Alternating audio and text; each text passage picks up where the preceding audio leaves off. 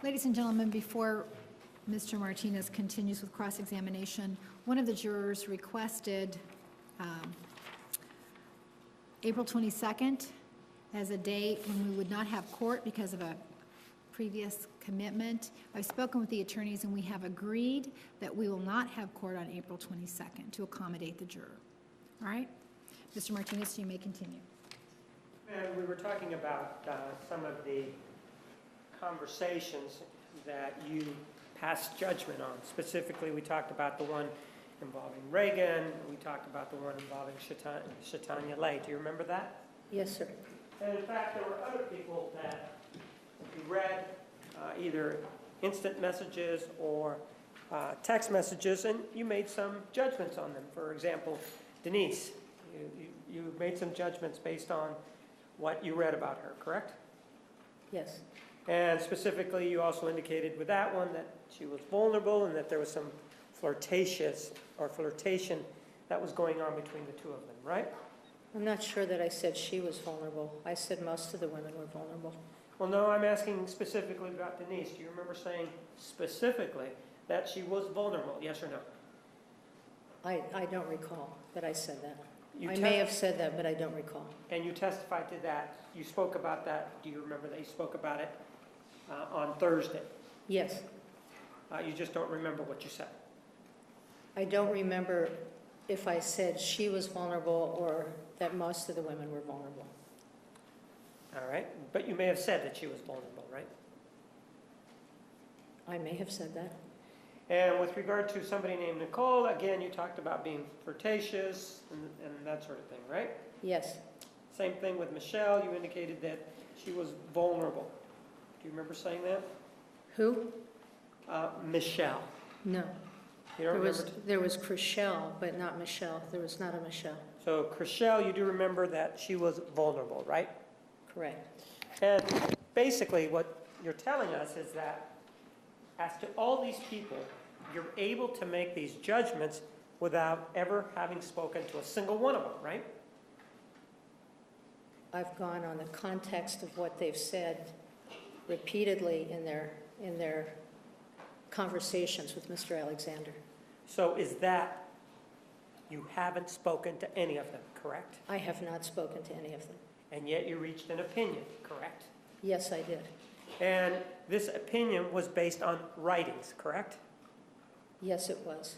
In fact, that's something like ask the question involving Snow White when you indicated that there was a question as to whether or not she was a woman who was being battered, or whatever the term was. Do you remember that we've talked about it? I'm not sure I'm not understanding what you mean in terms of the Do you remember correlation. Do you remember that you presented on whether or not Snow White was a battered woman? Do you remember that? I didn't present on whether she was a battered woman. I presented about gender, and Snow White was the character I used. But your title did indicate that, right? My title, as I've said numerous times, was a catchy title. Right. In other words, it was not the truth, is not what you're telling us, right? I'm telling you that it was a catchy title that embodied the speech I gave, which was about gender and power. And you might, the jury might have to see the entire speech to get the context, Mr. Martinez. I'm just asking whether or not that was the title, right? That was the title. And now you're telling us that this title that you helped craft, right? Yes, I did. That this title really was not what you presented on, right? It was a part of looking at gender and the impact of gender on domestic violence as well, and the impact of what people learn about their gender in regard to domestic violence. So if you take it out of context, you can make it look any way you want to, but if you look at the context, it would make perfect sense to you. Well, I'm looking at in context. Did you address whether or not in that presentation Snow White was a victim of being a battered woman? I talked about her gender and growing up. So you didn't, is what you're telling me. Once again, you need to look at the context, Mr. Martinez, and you want me to take things out of context, and I think that's an unfair representation, frankly. Well, You were there, correct? At the presentation? I was not only there, it was enjoyed by many people. I'm not asking you whether it was enjoyed by many people, did I? Did I? No, you did not. I'm asking you whether or not you were there. You were there, correct? I presented. And you picked the title, right? I picked the title along with the people that I was, who I'm- thought it was a great title. I'm just asking, so what you seem to be indicating is that you don't want to take responsibility for picking the title. Okay, Was it- I'll take hold on, excuse me. responsibility. I will happily Excuse take me. responsibility. Excuse me. Did you pick the title, yes or no? I picked it, yes. And you were there, you picked the title, you presented. My question to you is, in that presentation, did you make a decision, or did you reach a conclusion, or did you even address whether or not Snow White was a battered woman, yes or no? I addressed the issue of people growing up being trained like Snow White, that they could go into abusive relationships, and why we would expect them to be one way or the other. But once again, it's the context, Mr. Martinez, and you want me to say something that really doesn't characterize what I Judge, she's did. being non-responsive and speculative. Sustained. Listen So, ma'am, to the question, don't volunteer information.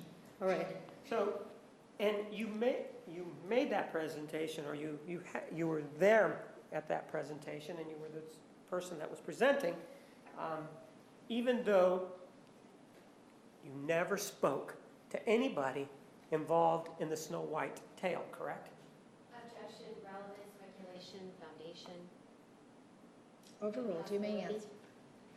I didn't speak to the Seven Dwarfs or Snow White. I'm not sure who I Yes, could have that's the spoken. question. Did you speak to anybody involved with this fantastical tale? I think that answer would be quite obvious, that I couldn't speak to Snow White, nor could I speak to the Seven So Dwarfs. would that be no then? Okay, that would be no. And just like the people here, Denise, Nicole, Lisa, Deanna, Michelle, Reagan, Shatanya, and Maria, I'm sorry, Chriselle, Reagan, Shatanya, and Maria, you didn't speak to them either, right? No, I did not. And it's the same sort of analysis that you applied to Snow White as you did to the writings of these individuals, right? No. Well, you used your brain in terms of, and although it may seem obvious, you didn't use the exhibit number 558, right? I said I used that in part. So you did use that in part in your presentation, I said that, yes. involving Snow White then, right? Oh, no, not involving Snow White. That was And- not part of the presentation of Snow White. And involving Denise, Nicole, Lisa, and all the other women, you didn't use this exhibit 558 either, did you? I used the framework. And again, the framework comes from your mind, right? Actually, it comes from reading other people who opine on the subject, who have lots of experience, and my own 35 years, almost 35 years of experience.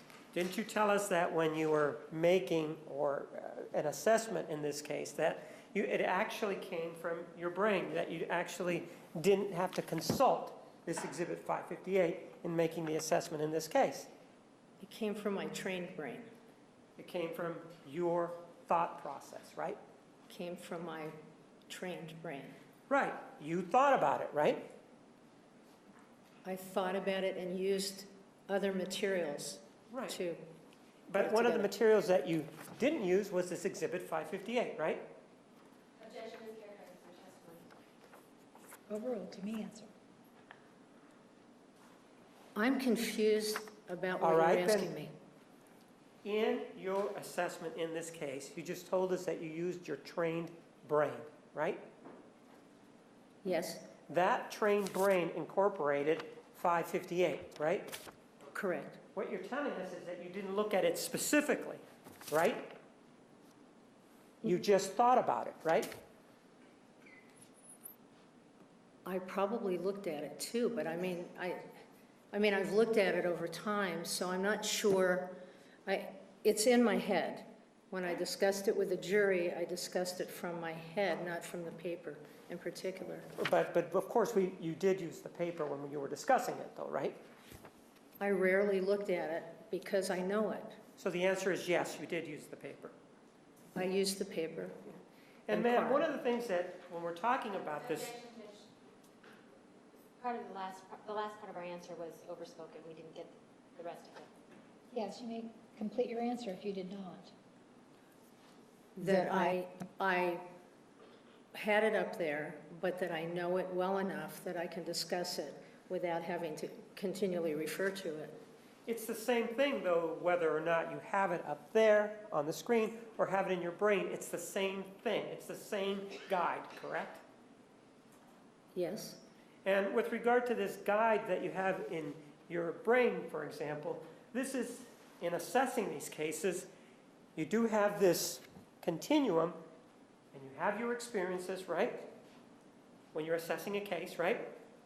I have the total context of what I'm looking at, yes. I'm not asking that. What I'm asking is what you bring to the table, not what the table has there to provide you. All right, In other words, you bring your education, right?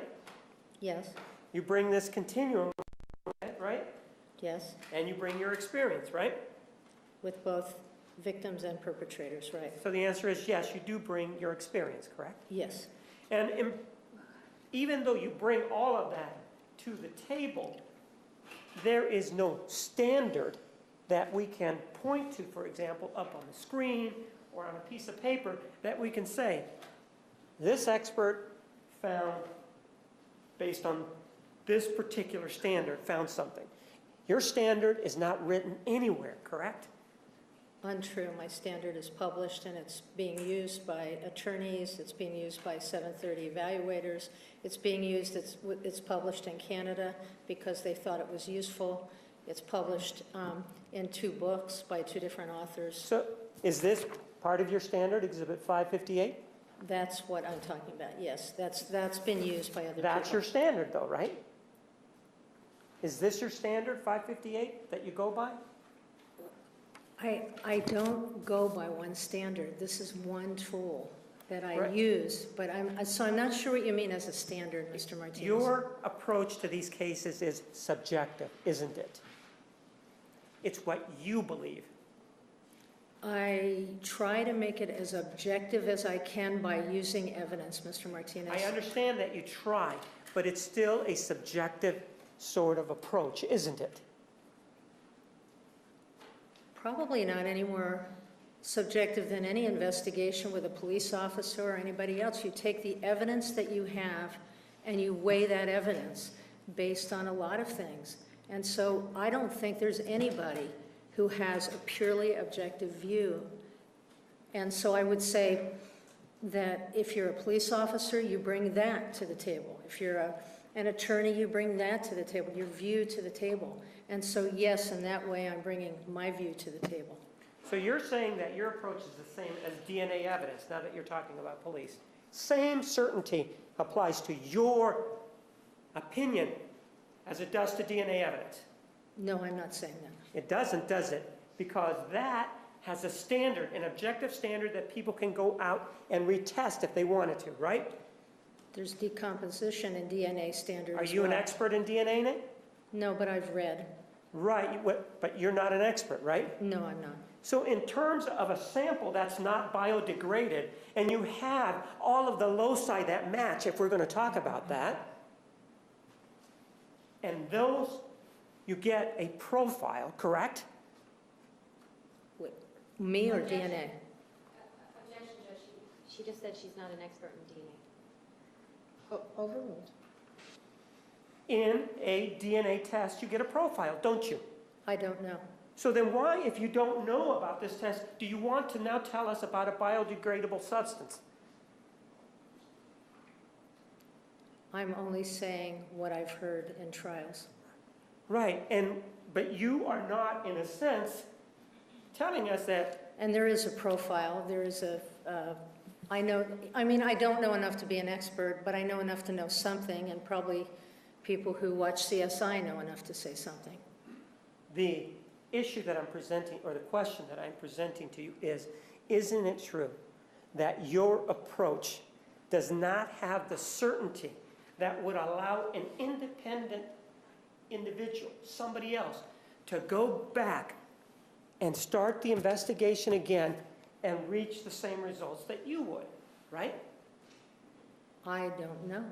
Well, is it like a DNA test, your approach? No, it isn't. Is it like a blood test, your approach? No, it isn't. And your approach, is it even a little lower than that?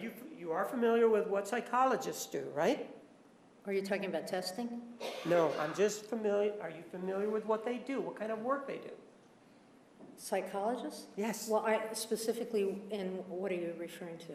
I'm referring to the field of forensics. You're here as a forensics expert, aren't you?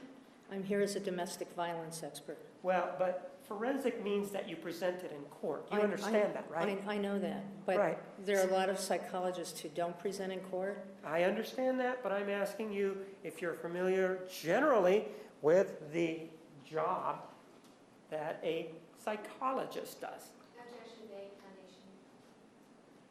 Approach.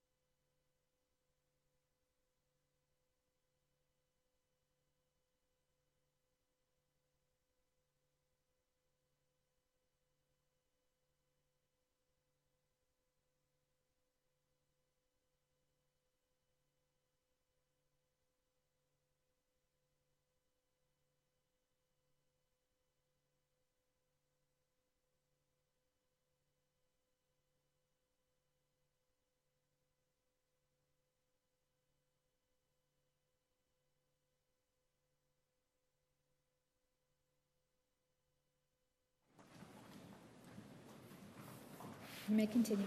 Are you familiar with what psychologists do in the forensic field? Much of what they do involves testing. So you are familiar with what they do, correct? I think the difference between what they do and what I do is testing primarily. And what you do basically, ma'am, is you sit and you talk to people, right? Because you don't test, correct? Correct. And you read things, correct? I do. And in fact, one could say that you are a counselor, correct? I'm a psychotherapist, yes. But basically what we're really talking about when we break it down is that you're a counselor, right? I'm a psychotherapist by profession, Mr. Martinez. And you don't do any testing, right?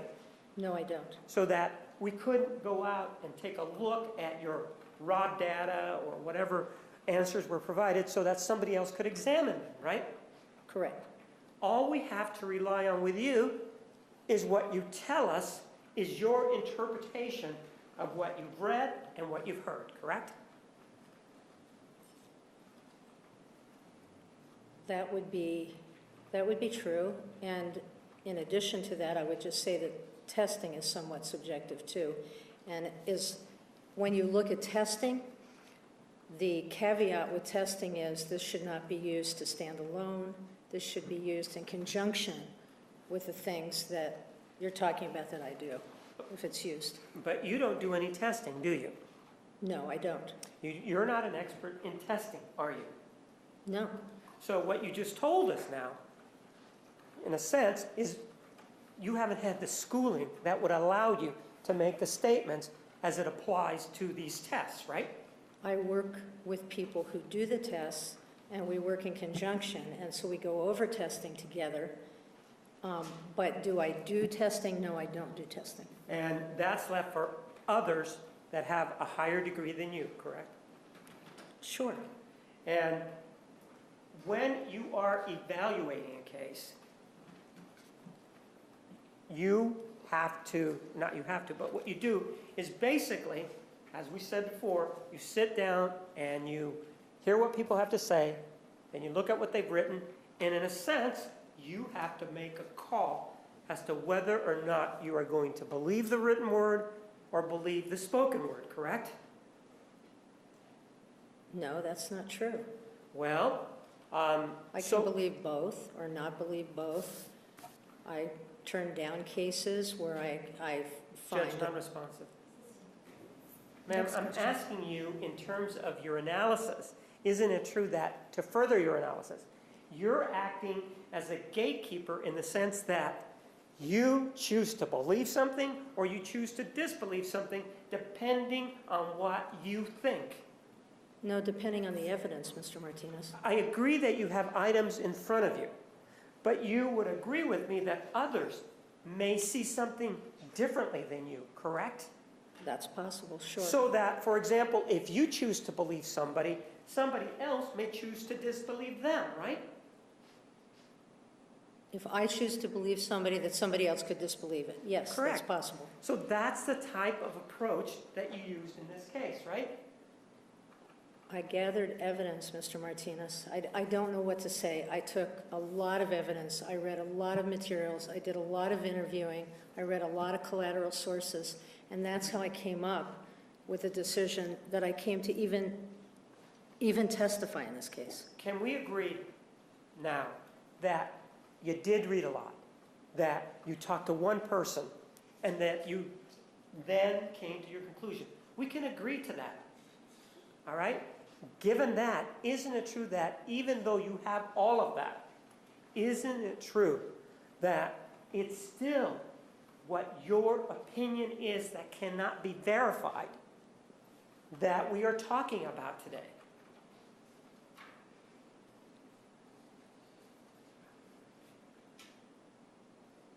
That cannot be verified. Correct. We cannot, for example, go in and input it into a computer and get a result, right? I have no idea. I'm not good with computers. I don't know when you put, I mean, people, FBI's people profile, and they have a lot of information, and they put it together and they create a profile that you can agree with or not agree with. But that profile is inputted into a computer, and they look at it, and they look at, and there's a lot of information that is looked at in terms of domestic violence where people have taken data and put it together. So I'm just not exactly sure where you want me to go with this, but this is, for me, the truth of it. Ma'am, with regard to profilers, do you know whether or not that evidence is admissible in court? Yes or no? No, I don't. So you're giving us an example of somebody that is giving an opinion, right?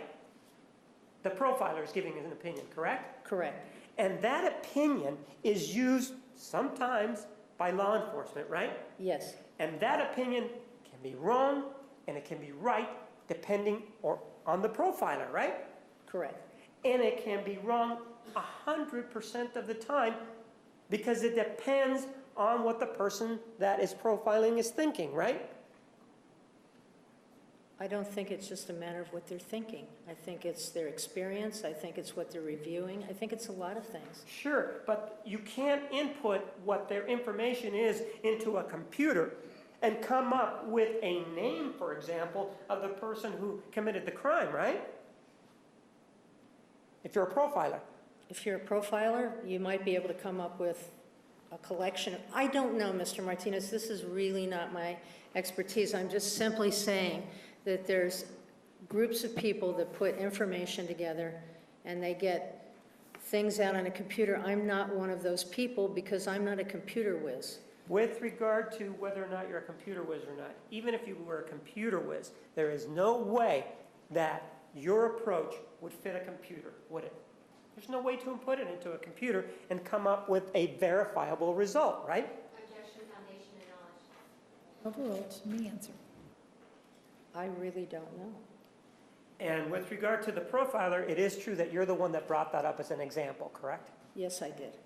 Ma'am, one of the things that you keep talking to me about is context. You always, or in the morning you talk to me about context, right? Correct. And you've indicated that it's really important in determining whether or not you are going to make an assessment one way or the other, right? Correct. And we have exhibit number 444, which is a series of text messages. And this involves an individual by the name of Michelle K. and Mr. Alexander wanting to know about this information that this Michelle K. may have provided to the defendant, right? Objection, Judge Foundation, give me the time and date of what we're referring to, please. Yes. It's exhibit number 444. Right, what's the date? The text messages are dated. Judge, it's improper. Her objection's improper. If she doesn't understand, that's the problem, not her. May we approach? You may approach.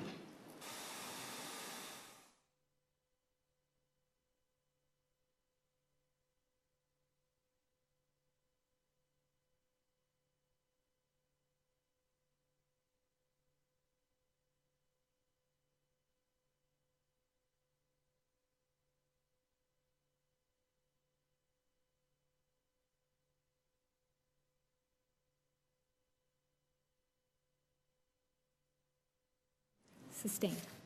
You remember talking about this text message to us? Yes or no? Yes, but the name is incorrect. I understand that you say the name is incorrect. All I'm asking you, man, is whether or not you remember talking to us about this text message. Yes or no? Yes, And the date on it, it's halfway down, is April 7th of 2008. You see that? yes, And you're saying, well, the name there is incorrect, right? yes, And you're talking about either Michelle or Elena, right? One of those names, according to you, even though you weren't there, is incorrect, right? according to the information I received. I understand that that's what you are relying on. But according to you, you chose to make a decision based on what somebody else may have told you or what you may have read to make a determination here, right? Objection, compound question. Right? Yes, And somebody else could have come up with a different conclusion than you, couldn't they? about the name? Yeah, about the name. Objection, relevance.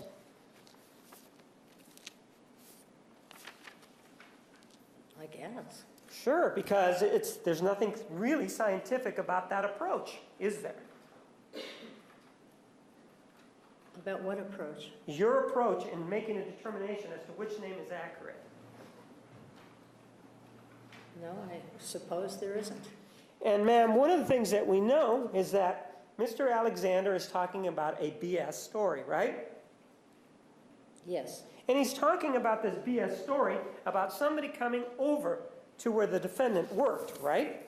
yes, And this woman came over to Ruby Tuesdays, correct?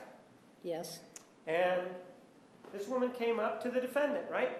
yes, And this woman came up to the defendant and divulged that Mr. Alexander had been having a relationship with Lisa Andrews for a period of time, right? correct. And so in terms of context, that's something that we can consider. The fact that the defendant is the one that told you about that, right? Yes, She's the one that told you the name of the restaurant, right? yes, And you're the one that sat down in your notes and you wrote it down, right? yes, And additionally, you decided to adopt the story as true, right? In other words, you believed the defendant when she told you that somebody came to this restaurant and told her about the relationship with Lisa, right? that was not a real significant piece of information for me, Mr. Martinez. I understand that you may say that now, but it is something that was significant enough for you to write down, correct? I wrote lots of things down. So is that yes or no? It's neither. It's Well, just a thing I wrote down. I write notes to myself. It was significant enough, I suppose, to write it down, but whether it was significant enough for the, I mean, it's something I wrote down. Yes, you did write it down, and it is part of your notes, correct? Yes, And you try to be as accurate as you possibly can with your notes, don't you? yes, And if something strikes you, that's when you write it down, correct? if it's something I have a question about, Or even if you don't have a question about it, it's something that you write down, right? yes, If it's important enough to you, right? So you say, take a look at the context of this. The context of this is that the defendant is working at what restaurant again? I believe it's Ruby Tuesdays, but I'm not certain about where she worked, and that is not as significant as lots of things. She's working at this restaurant, and while working at this restaurant, some individual who supposedly knows both of them comes in and gives her this story about Mr. Alexander, right? Correct. And in your view, who was that individual, ma'am? A woman by the name of Maria. Maria what? I have no idea. Did you ask her? Marie. No, her last name was not significant to me. So, well, we do have Maria written down here, or no, we have Michelle and Elena, but you believe those are both wrong, right? No, I don't know anything about Elena. So if the defendant told Mr. Alexander that it was Michelle or Elena, after talking to the defendant, you have a different name, right? I have the name Marie. Right. So you would agree then that we have 3 potentially different names that were given to Mr. Alexander. Objection, mischaracterizes of testimony. Overruled, you may answer.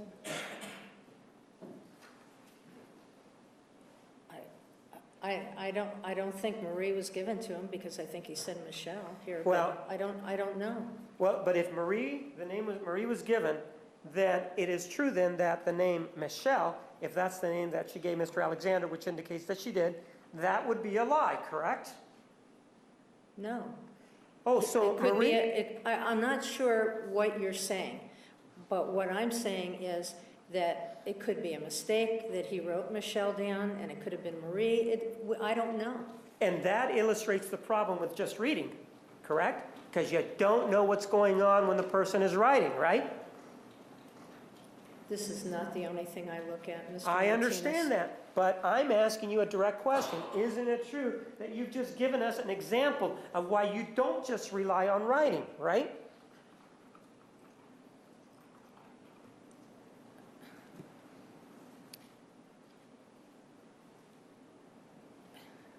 I think that I rely, if I have a preponderance of writing that is consistent, I can rely on that writing, especially when I don't have other things. I can't interview Mr. Alexander, although I read what he wrote about his life, and I read some things in his journal, and I read an email from his sister.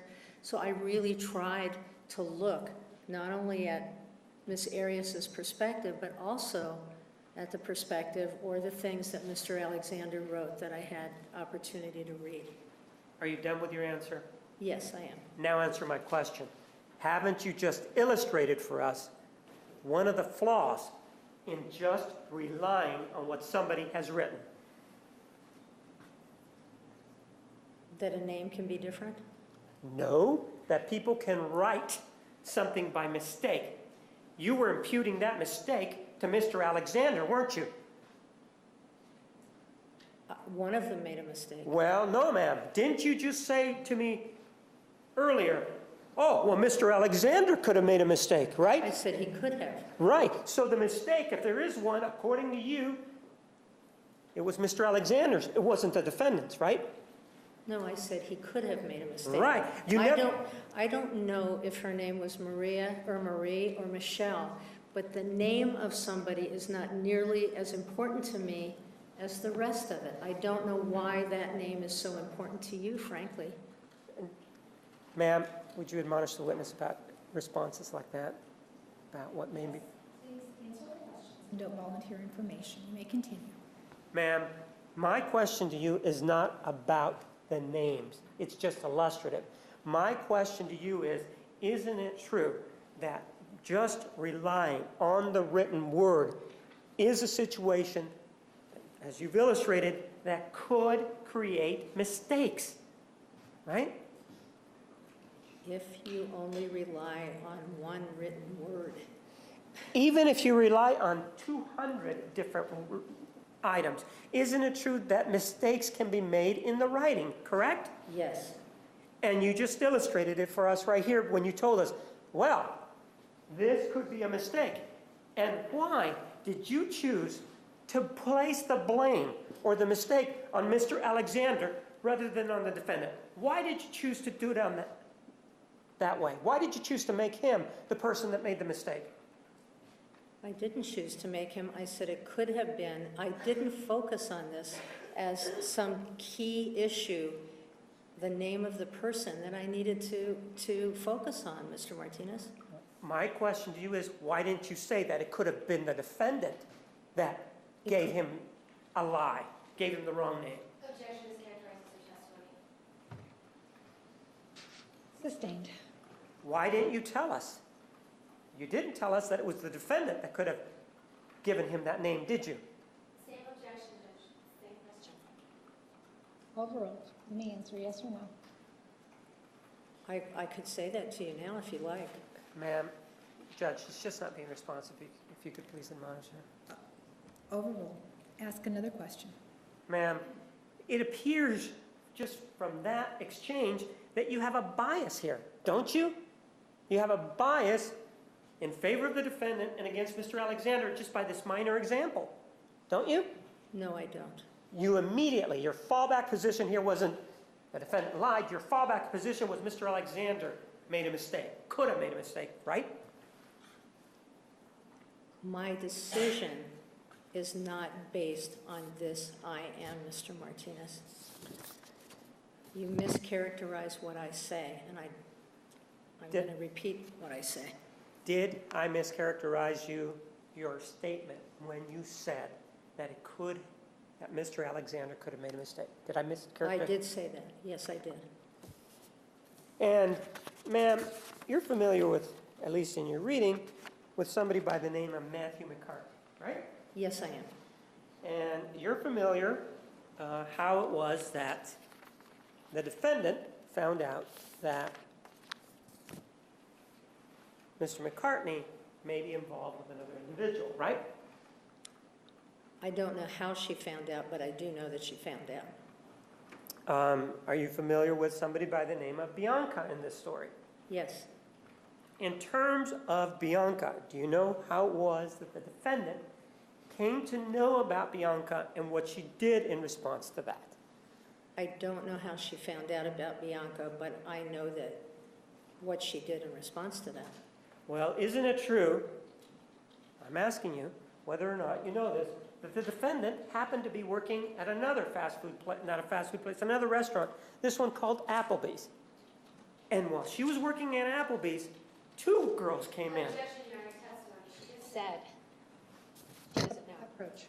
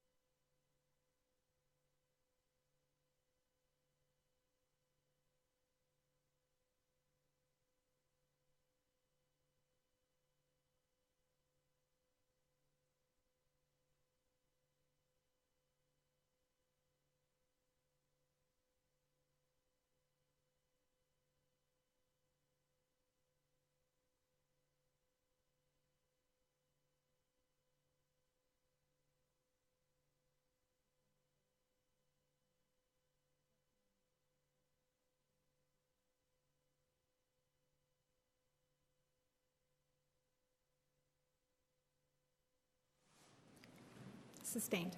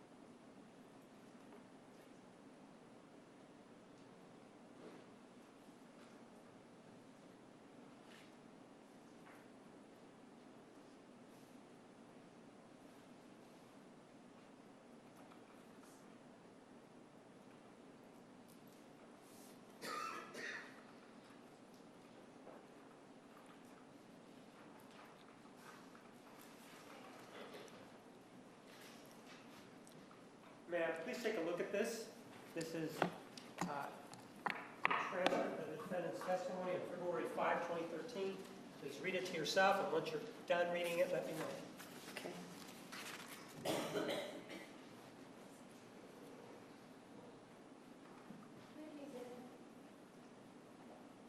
Ma'am, what's the exhibit on there? 600? Something. 601. 601. I don't have the first answer, I don't Please have a read question. it. Please read it. Just please read it. Okay.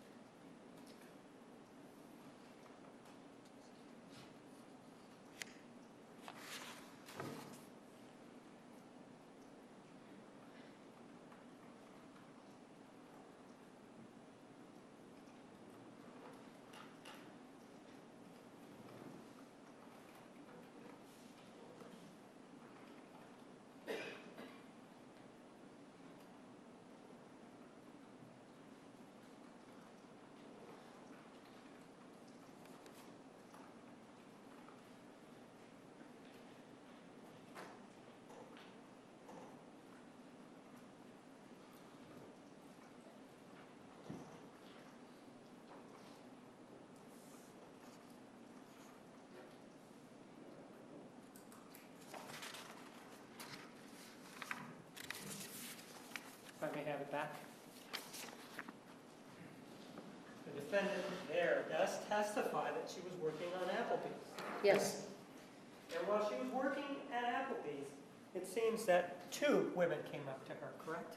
yes, And these 2 women told her that Matt McCartney was dating somebody else named Bianca, correct? correct. And as a result of that, she then went and did whatever it was that she did, correct? Yes. Doesn't it seem strange, well, doesn't it raise a red flag to you? Well, let me do it this way. The defendant has had 4 significant relationships, correct? Correct.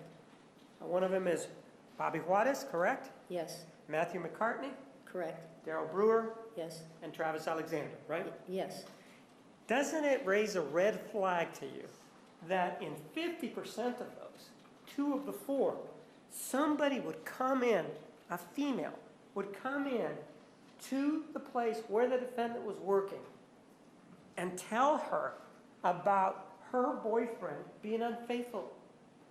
Objection, Judge, this characterizing the prior testimony of Ms. Arias. Judge, can we approach with the transcript, please? Yes.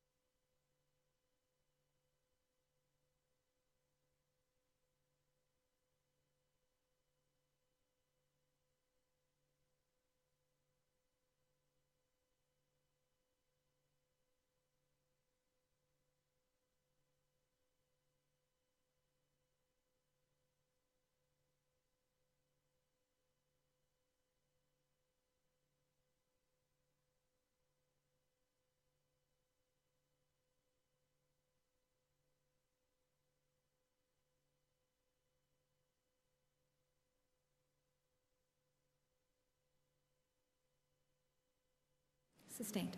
Now, let's get this way. Doesn't it raise a red flag to you? The defendant is working both of these circumstances at restaurants. And in both circumstances, people come up to her and tell her that her boyfriend is cheating on her. Does that raise a red flag for you? it's the first I've heard about the other. I understand that this may be the first time you've heard of it, but we're talking context, right? So I'd need to think about it, and I'd need to get clarification on it. And it also illustrates the point that your opinion, whatever it may be in this case, is incomplete, right? Not my opinion about domestic violence. Well, you are not receiving the full information. In other words, you spoke to the defendant for 44 hours, right? Yes, And during that time, this issue of Applebee's and 2 people coming up to her and telling her about her boyfriend never came up, right?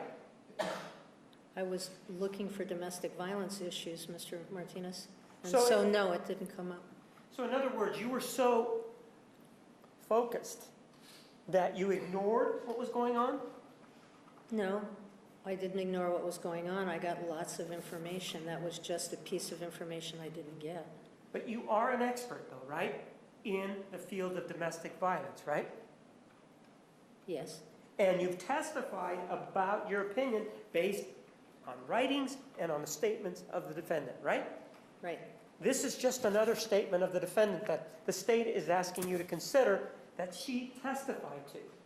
And I'm asking you, doesn't it seem a little strange to you that in 50% of her relationships, she's working at a restaurant when somebody, either 1 or 2 people, come up to her and tell her about her boyfriend cheating? Doesn't that raise a red flag for you? I really would want to get clarification. First of all, she worked in restaurants most of the time, so that she worked in a restaurant isn't the issue. What you're asking me is, I think, is if it's strange that people would come up. Is that what you're asking me? No, I'm asking you, isn't it strange to you that the defendant is working at a restaurant in Mesa, the first one, involving Lisa Andrews? You know about that one, right? Yes, the one that's on the screen, right? It's Ruby Tuesdays. You told me about that, right? The one that's, you're referring to on the screen? Correct, correct. Mesa, you may not be familiar, it's a pretty big city, don't you think? I Foundation knowledge. You don't know. I haven't lived in Arizona for a long time. You don't know, is what you're saying, I don't. correct? Flying in, you saw Phoenix was a pretty big place, though, right? Yes, it is. It's not like it's a very small place where everybody knows each other, right? No. And in that circumstance, somebody comes in and speaks to the defendant and tells her about Mr. Alexander.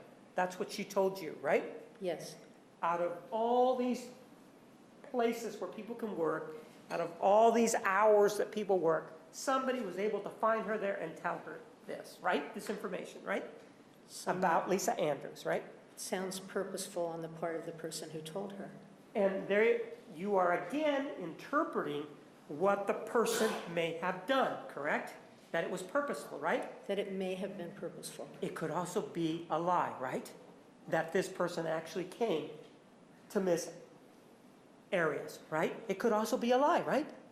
Are you asking me if I believe Miss Arias has a history of lying? I'm not sure. She does have a history of lying, doesn't she? After the killing, yes. And she has a history, well, she has a history of lying, but you're saying, well, this happened after the killing, that you got the statement from her, right? She doesn't have a history of lying prior to the killing, no. I'm not asking you about a history prior. I'm asking about a history after. Isn't it true that this conversation that she had with you involving Lisa and Ruby Tuesdays happened with you after the killing, right? Yes, but the text happened prior. I understand that the text happened prior, but she's telling you the story afterwards, right? Yes. When you say she has a history of lying, right? Objection is characterized with regard to history of lying. Sustained. Did you tell me that Miss Arias has a history of lying after the murder? Or after the killing, I apologize. She lied about the killing. I don't know that she has a history of lying about anything else except the killing. And I do know she has a lying about, that she lied about that and she confessed to lying about that. Well, but in terms of everything that happened afterwards, are you aware of what she did afterwards? In terms of what may or may not be truthful? I know some of the things she did afterwards, yes. So in this case, because of that as a background, and the fact that we're talking about two instances where two people come in to where she's working and find her and tell her things, that, again, you're the expert. Doesn't that seem a little bit strange that 50% of her relationships, somebody's got to drop the dime in a restaurant while she's working? I don't know. I really don't know how to answer that. I really don't. I don't know.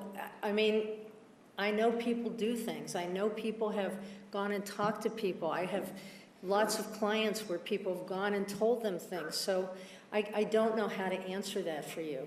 And you don't know how to answer it because you don't know whether or not that's the truth, right? You don't know if it's the truth, do you? Which is the truth? What we're talking about, that some people came to see the defendant while she was working. You don't know if that's the truth. That's what you're telling me right now, right? I don't know.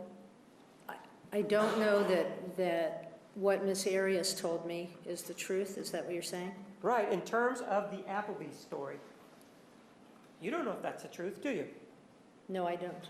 Same thing with regard to the Ruby Tuesday story. You don't know if that's the truth either, do you? No. So, if we're then talking about context and we're talking about this anger that we see from Mr. Alexander, he's the one that's been having this relationship with the defendant, right? Yes. And if this individual, this defendant, starts doing things just like we taught, what we've seen here, this minor example, about saying things like this, then this text message might indicate that he's probably justified in questioning her in this manner when she's... Argumentative, compound question. Restate your question. Ma'am, you can't tell us that Mr. Alexander was out of line, given the context that we just talked about here. Objection, argumentative. Overruled. Speculation. Pardon? It's speculation as well. It's asking her to speculate. Overruled. The only person I see who has a history of lying so far is Mr. Alexander. I haven't seen that in her history prior. I'm just, So, I mean, you're asking me to say, could he be justified in a hypothetical that hasn't fit with what I've read? Yes, he could be justified. In what I've read in terms of lying, I don't get that Miss Arias, with prior boyfriends, has lied. with regard to this abuse, you indicated that this text message was one of the things that you considered in making your determination that Mr. Alexander was abusive to the defendant, right? Could you Sure, put that up? sure. That I said that this was one of the things that indicated that he was abusive? No, that you considered in making your determination that Mr. Alexander was abusive. Ye- Is it now, Judge, that witnesses be chosen? Yes. Exhibit number 444. This is something you considered, right? That was something I read. Well, reading and considering are two different things. Is this something that you considered in making your opinion or reaching your opinion that Mr. Alexander was abusive? It wasn't a major thing I considered. It was something I considered for sure. Right. And Yeah. so if, for example, Mr. Alexander, hypothetically speaking, if he's the one that wants to know about this person that may have come in, and in light of the context that I have provided you, it doesn't seem that his conduct in asking her details about this individual is so out of line, is it? Objection, speculation. It doesn't look like he... Okay. Approach, please.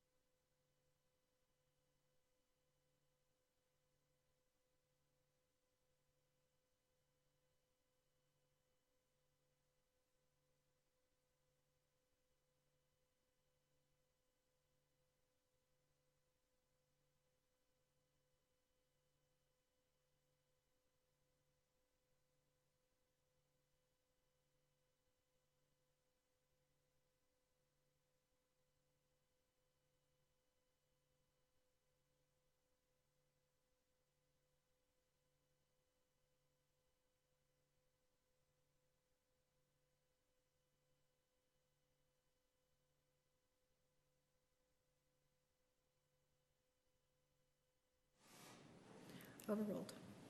Yeah, hypothetically speaking. In this particular case, Mr. Alexander is saying, Would you mind? Oh, thank you. I'm going to do it. Okay, thank you. He's saying, you insult me by thinking I'll believe such crap. And the crap that he's talking about is somebody coming into Ruby Tuesdays and telling the defendant something about him and another woman, right? Would you put that up on the screen again, please? Objection for speculation as to what Mr. Alexander specifically meant when he's wording something here. Sustained. Well, ma'am, look at the top. And do you remember testifying about this the other day? Yes. And do you remember testifying the other day that this had to do with somebody coming over to the defendant's work and telling her about Mr. Alexander dating Lisa Anders. Do you remember you told us that? Yes, You had no misunderstanding then about what this was about, right? correct, This is one continuous text message, right? correct, So it's dealing with the same subject, correct? correct. And so when he says, "You insult me by thinking I'll believe such crap. I already know you're lying, so why continue?" He's questioning this story of somebody coming over to her workplace and telling her about Lisa Andrews, right? Objection, speculation, especially. May we approach? May approach.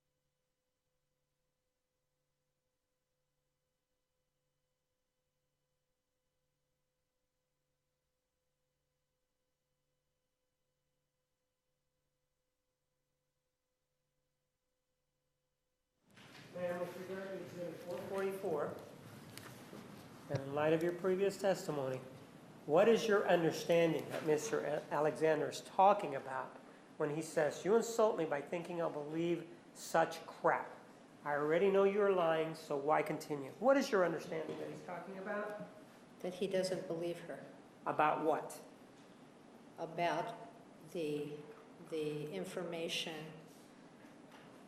regarding, regarding the woman who comes in to talk. But part of what I considered, and the context I considered it in, Judge, was now that she's she had beyond the scope of also, the question. Right. Proceed. Okay, so ma'am, now that he's saying that, and in light of what you know now about the Applebee's encounter, this is the one in California, remember that one? yes, Involving Matt McCartney.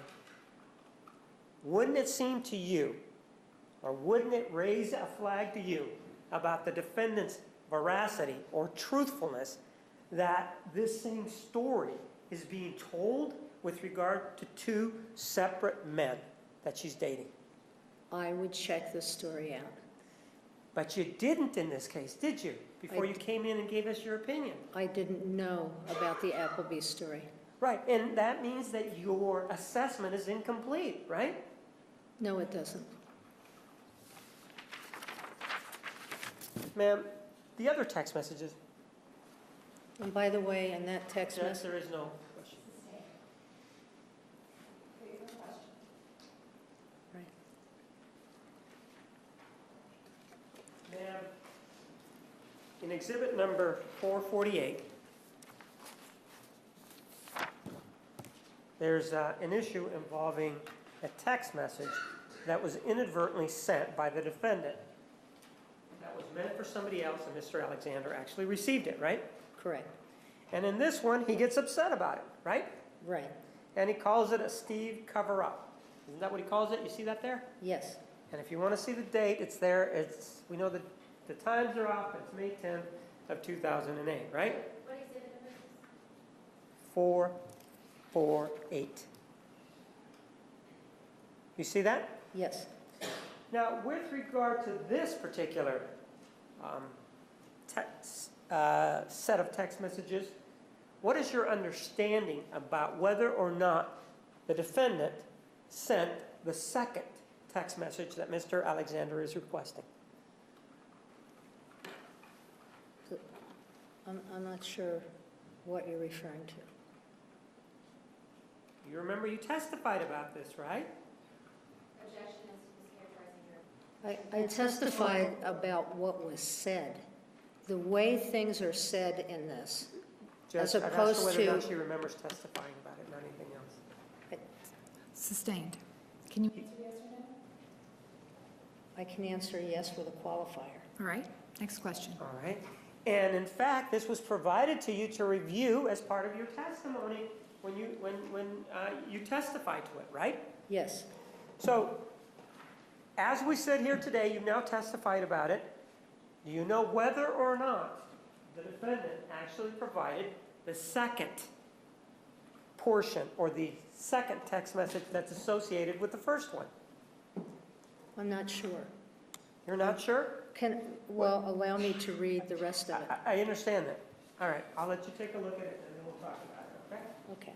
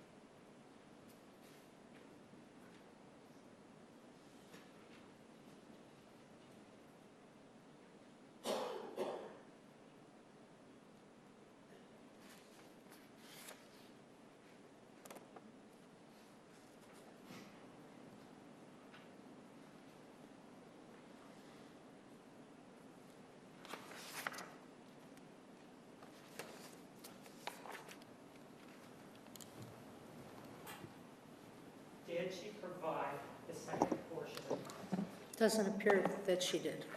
And if she didn't provide the second portion of the text message, it appears that, or not appears, she's standing up for herself, right? He's not going to push her into providing the second part of the text message, right? I didn't testify to that. I'm asking you, isn't it true that since he couldn't get her to provide the second text message, that means she's able to stand up to him, right? I don't know. Well, at least on this occasion, since she didn't provide it, she stood up to him, didn't she? She placated him throughout that. I understand that you're using the word placated, but isn't it true that another word for placate in this circumstance is she stood up to him and didn't do it, right? She didn't do it. And that means she stood up to him, right? I guess. Well, you're the expert. Isn't that a step in standing up to somebody when they say to you, the supposed abuser says to you, I want this, and doesn't do it? That's standing up to them, isn't it? Even if they're going to incur their wrath. She incurred a lot of wrath in that. Ma'am, I'm not asking you about how much wrath she incurred. Isn't it true that she stood up to it? and It did not appears provide? that she stood up to him. And in fact, do you know whether or not there is, take a look at, this is the first text message. You see that, the one at the top? Hey there, someone has my Google password because he's helping me with some things on my Google blog. Unfortunately, he happens to be an ex-boyfriend. Do you see that? Yes. Do you know whether or not she actually provided another text message associated with this first text message To whom? to Mr. Alexander? No, I don't. And in fact, hypothetically speaking, had she failed to not only provide this, but made another one up, wouldn't that be significant to you, hypothetically speaking?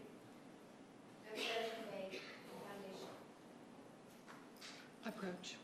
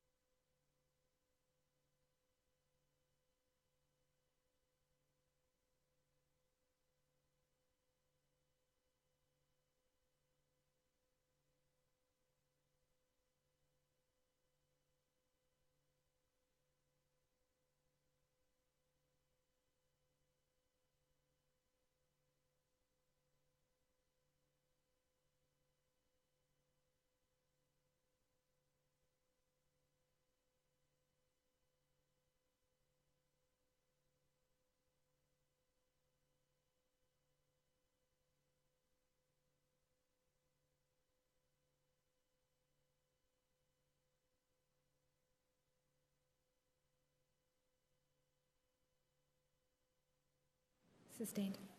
Hypothetically speaking,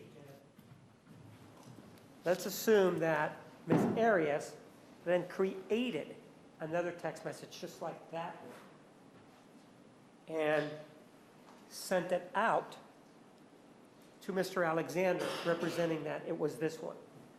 Would that be of significance to you? I have no evidence of that hypothetical, Mr. Martinez. Ma'am, we do. She testified to it. All right. Objection. She didn't hear her testimony. I didn't hear the testimony. Would that make a difference to you if she had said it? What made a difference to me, Mr. Martinez, was the reaction to whatever happened, the overreaction to whatever happened, the names that were called.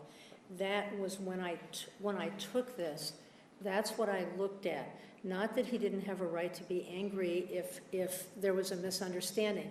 Not that there wasn't a right for him to be angry, but the way he handles his anger was what I was looking at, Mr. Martinez. My question to you, ma'am, would it make any difference to you that the defendant lied by creating another text message and representing it as being this one? Would that be significant to you? Objection, this characterization is lying. That was sustained, rephrase. Would it be significant to you, ma'am, if the defendant sent another text message instead of this one and represented it as being this one?